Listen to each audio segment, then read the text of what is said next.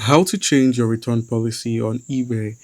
All right, the first step is signing into your eBay seller account. So just go ahead and log in and click on your seller account. Once you've done that, go ahead and open up all of your listings. If you want to change the return policy for an existing item, just open up your active listings. So click on your listing list first, and then go ahead and select active, and then find the item you want to update, and then click on edit or revise. So you'd find it here when you head into your selling and then head into active, and you're going to see, your listings. Just click on revise or edit.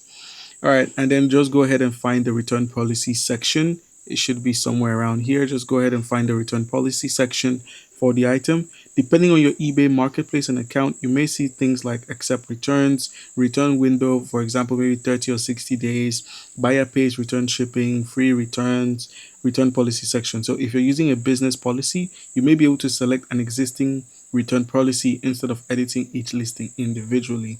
So that's how you can do it. And then once you're done there, just go ahead and update your return policy. So choose the return option that works best for your business. Depending on what's available in your region and category, you can typically adjust whether you accept returns, the return period, who pays for your return shipping, or whether you're offering free returns. That is all available in the policy. All right, and then once you're done, just go ahead and save your changes. So after updating your return settings, review your listing and just simply make sure everything looks correct. Then click on save, update, and revise listing. Now you can also update multiple listings with a business policy. So if you have many listings, consider using eBay's business policies.